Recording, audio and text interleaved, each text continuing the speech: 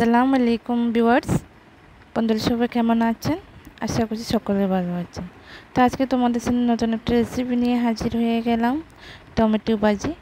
অনেকেই তো অনেক রকম করে টমেটো ভাজি খেয়েছেন, তো আজকে একটু অন্যরকমভাবে ডিম দিয়ে টমেটো ভাজি করে আপনাদেরকে দেখাবো।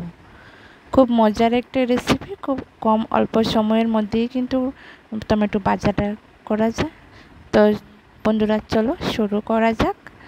তো এখানে আমি 2টা ডিম নিয়ে নিয়েছি বড় সাইজের, আর এখানে আমি 500 গ্রাম টমেটো নিয়ে নিয়েছি। তো টমেটোগুলো আমি আগে থেকে কেটে ধুয়ে নিয়ে নিয়েছি। তো এভাবে 4 কোনা করে 3 কোনা করে এভাবে কিউব কিউব করে টুকরো টুকরো করে কুচি কুচি করে কেটে নিয়ে নিয়েছি। তো এখানে বড় সাইজের আমি 2টা ডিম ব্যবহার করছি। এখানে 500 টমেটো কেটেছি। তো 500 টমেটোর মধ্যে আমি 2টা ডিম ব্যবহার করছি। তো কাঁচা লঙ্কা ছিঁড়ে নিলাম আর 2টা পেঁয়াজ কুচি করে নিয়ে নিয়েছি। আর ডিমগুলো আমি এভাবে পাটিয়ে নিয়ে নিয়েছি। ডিমগুলো পাটিয়ে নেওয়ার পর আমি ফ্রাই প্যান বসিয়ে দিয়েছি। ফ্রাই প্যানটা গরম হয়েছে কিনা দেখুন, ফ্রাই প্যানটা গরম হয়ে গেছে। তো এখন আমি সরিষার তেল দিয়ে দিচ্ছি, কারণ ফ্রাই প্যানটা গরম হয়ে গেছে। তো এর মধ্যে দেখে নাও ভাপ বের হচ্ছে। এখানে কুচিয়ে রাখা কাঁচা লঙ্কা আর হলো পেঁয়াজগুলো আমি দিয়ে দিচ্ছি এখানে। এরপর আমি কুচিয়ে রাখা পেঁয়াজ আর কাঁচা লঙ্কাটা দিয়ে দিলাম। দিয়ে এবার ভালো করে ব্রাউন কালার করে ভেজে নেব এই কাঁচা লঙ্কা আর পেঁয়াজ। তো আপনারা চাইলে এখানে সরিষার তেলের পরিবর্তে এখানে আপনারা সয়াবিন তেল, সাদা তেলও ব্যবহার করতে পারেন। তো এখানে আমি সরিষার তেল ব্যবহার করেছি। তো ভালোভাবে ভাজা হয়ে গেছে, দেখেই তো বুঝতেই পারছেন। আমার একটুখানি হাফ চা চামচ আমি এরপর দিয়ে দেব লবণটা দিলে তাড়াতাড়ি পেঁয়াজটা নরম ও স্মুথ হয়ে যায়, তার জন্য আমি আগে দিয়ে দিয়েছি একটুখানি, মানে পেঁয়াজটা একটু ভাজা হয়ে যাওয়ার পর লবণটা। তো লবণটা দিয়ে আবার একটুখানি ভালোভাবে নাড়াচাড়া করে নেব। তো ভাজা হয়ে একটু এসেছে পেঁয়াজটা, তখন আমি পাটিয়ে রাখা 2টো ডিম দিয়ে দিচ্ছি। আপনারা চাইলে এখানে 3টে ডিমও ব্যবহার করতে পারেন।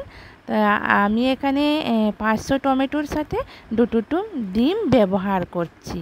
তো ডিমটাকে এভাবে ভালোভাবে ভাজা করে নিতে হবে, যাতে কোনো কাঁচা গন্ধ না থাকে, তার জন্য ভালোভাবে লাল লাল করে কিন্তু ভেজে নিতে হবে। এর মধ্যে আমি এখন দিয়ে দিলাম হাফ চা চামচ হলুদের গুঁড়ো। তো হলুদের গুঁড়োর সাথে ভালোভাবে এভাবে নাড়াচাড়া করে মিশিয়ে ভাজা করে নেব। তো দেখে নাও, ভালোভাবে কিন্তু পাটিয়ে নিতে হবে, যাতে কোনো দলা পাকিয়ে না যায়, সেটা খেয়াল রাখতে হবে। আর দেখে নাও ভালোভাবে আমি ক্যামেরাটা একটু আড়াল করে এভাবে পাটিয়ে নিয়েছি, কারণ আমার এক হাতে ক্যামেরা থাকে আর আরেক হাতে আমি নাড়াচাড়া করে আমার খুবই অসুবিধা হয়।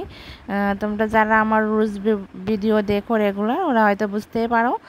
তো এভাবে আমি ভালোভাবে নাড়াচাড়া করে ভেজে নিয়েছি। এখন আমি তার মধ্যে এখন ভাজা হয়ে গেছে ডিমগুলো। তো চুলার আঁচটা কিন্তু একেবারে মিডিয়াম আঁচে রাখতে হবে বন্ধুরা, কেমন? তো এখন আমি এখানে কিউব কিউব করে কেটে রাখা টমেটোগুলো এখানে দিয়ে দিলাম।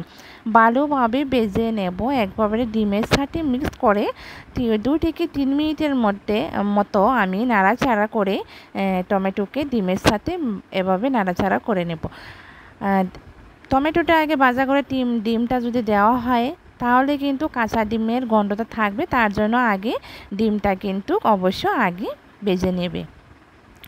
তো যারা নতুন রাঁধুনি, একেবারে শর্টকাট, একেবারে তাদের জন্য কিন্তু একেবারে খুব কম সময় লাগে, অল্প সময়ের মধ্যে কিন্তু এই রেসিপিটা কিন্তু রান্না করা যায়, ঝটপট জলদি রান্না করা যায়।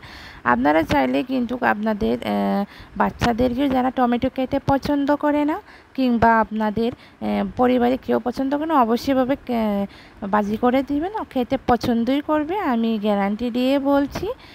তো এখন আমি টমেটোটাকে এখন 5 মিনিটের জন্য ঢাকা চাপা দিয়ে রেখে দেব। তো 5 মিনিট পর আমি ফিরে আসলাম। দেখেন জল ছেড়ে দিয়েছে। জলটা ছেড়ে দেওয়ার কারণটা হলো মানে টমেটোটা তাড়াতাড়ি সিদ্ধ হয়ে যাবে তার জন্য। তা আমি কিন্তু এখানে এক্সট্রা কোনো জল ব্যবহার করিনি। তো জলটা ঢাকা দিয়ে রেখেছি কেন, জলটা ছেড়ে দিলে কিন্তু টমেটোটা অনেকটাই সেদ্ধ বা নরম হয়ে যাবে তার জন্য। তো আমার কিন্তু টমেটোটা সেদ্ধ হয়ে গেছে, এখন পাটিয়ে নেওয়ার পাল্লা। তো পাটিয়ে নেব এভাবে একটু হাতার সাহায্যে। তো বন্ধুরা, আপনারা যে যেখান থেকে দেখছেন, নতুন বন্ধুদেরকেও জানাই অনেক অনেক ভালোবাসা, পুরাতন বন্ধুদেরকেও জানাই অনেক অনেক ভালোবাসা। তো এতক্ষণ আমার মূল্যবান সময় দিয়ে আমার এই রান্নার রেসিপিটা দেখার জন্য অনেক অনেক ধন্যবাদ জানাই বন্ধুদের সবাইকে।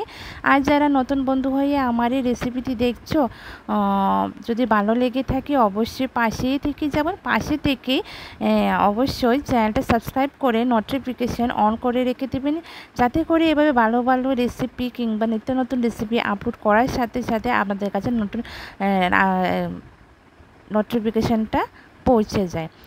তো বন্ধুরা, অবশ্যই শেয়ার করতে কিন্তু একদমই ভুলবেন না। আপনাদের একটা শেয়ারের মাধ্যমে কিন্তু আমরা অনেক দূর এগিয়ে যেতে পারবো, যাতে আপনাদের আশীর্বাদ ও ভালোবাসা নিয়ে আমরা যেন অনেক দূর এগিয়ে যেতে পারি। বন্ধুরা, অবশ্যই কমেন্ট করেও জানাবেন কারা কারে টমেটো দিয়ে ডিম ভাজা খেয়েছেন। তারা তো অবশ্যই জানেন টমেটো আর ডিম ভাজার যে একটা স্বাদ। আর আমরা তো অনেক রকমভাবেই খেয়ে থাকি, টমেটো রান্না করেও খেয়ে থাকি, ভাজা করেও খেয়ে থাকি, আদার্স কিংবা শীতল দিয়েও খেয়ে থাকি, অনেক রকম করে কিন্তু খাওয়া যায় বা ভর্তা করেও খাওয়া যায়। তো আজকে ভাবলাম যে একটুখানি অন্যরকম করে আপনাদের সাথে শেয়ার করা যাক বন্ধুরা। তো আমার কিন্তু মোটামুটি ভাজাটা কিন্তু হয়ে গেছে, জলটাও শুকিয়ে গেছে ভালোভাবে, ডিমের সাথে কিন্তু টমেটোটাও কিন্তু মিক্সড হয়ে গেছে, ভালোভাবে ফাটিয়ে নিয়েছি। তো অবশ্যই কিন্তু আপনারা কমেন্ট করে জানাবেন আমার এই রান্না টমেটো দিয়ে ডিম ভাজা রেসিপিটা কেমন হয়েছে। আপনারা কমেন্টের মাধ্যমে জানাবেন। আপনাদের এই ছোটো ছোটো কমেন্টগুলো পড়তে যেমন ভালো লাগে, আর কমেন্ট করে জানাবেন, আর লাইক শেয়ার করে দিবেন, সাবস্ক্রাইব করে দিবেন যারা নতুন বন্ধুরা অবশ্যই কিন্তু। আর পাশে থেকে যাবেন, অবশ্যই আমিও আপনাদের পাশে আছি। তো আমার কিন্তু রান্নাটা কিন্তু একেবারে খাবার উপযুক্ত হয়ে গেছে, একেবারেই কিন্তু যখন লাস্টে আপনারা নামাবেন তখন নামানোর 2-3 মিনিট আগে কিন্তু একটু গ্যাসের ফ্লেমটা একটু বাড়িয়ে দিবেন, বাড়িয়ে দিয়ে দিলে তখন কিন্তু একটু পোড়া পোড়া ভাব হয়ে যায়, একটু ভাজা ভাজা লালচে লালচে হয়, তখন কিন্তু খেতে আরও ভালো লাগে। তো ফাইনালি আমার খাবার উপযুক্ত হয়ে গেছে, আমার রান্নাটা কমপ্লিট হয়ে গেছে বন্ধুরা। তো এমন ভালো ভালো রেসিপি পেতে হলে অবশ্যই আমার পাশে দেখুন, অবশ্যই কমেন্ট করে জানাবেন, আপনাদের কমেন্টের অপেক্ষায় থাকবো। তো আবারও নতুন একটা ভিডিও কিংবা ব্লগ ভিডিও কিংবা রেসিপির সাথে আগামী দিন দেখা হচ্ছে বন্ধুরা। ততক্ষণে সবাই ভালো থাকবেন ততক্ষণে। তো থ্যাংকস ফর ওয়াচিং, এতক্ষণ মূল্যবান সময় দিয়ে দেখার জন্য অনেক ধন্যবাদ। আসসালামু আলাইকুম, স্টে টিউন বন্ধুরা, সবাই ভালো থাকবেন।